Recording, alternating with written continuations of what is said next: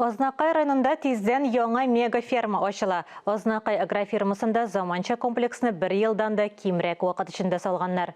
Терлекчелек комплексының беренче чираты 1000 малга исәпләнгән. Икенче партиясендә дә шул кадәр мөгезле эре терлекне асрарга җыеналар.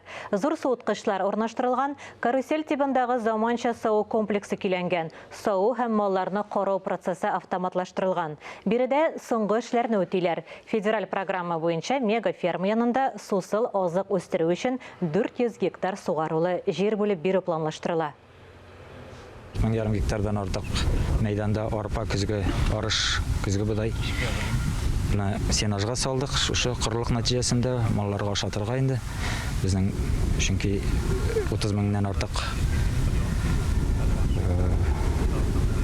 мөгезләр терлек. Шуның эчендә инде 6500 артык аны безнең частный подворьеларда, пахаларда дип әйтәбез инде. Буларның барсын да ашатырга кирәк. Шуның өчен инде сенажга салуны планлаштырдык.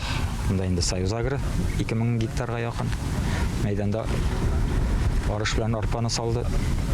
Сенажга бүгенге көндә бер баш терлеккә инде 12-14 тирәсе центнер азык әзерләнгән. Без инде планда инде 21-25 центнерны тутырага силос белән, кукурузлар белән. Һәм инде бүгенге көндә чит регионнардан актив рәвештә без печән кайтарабыз халыкка.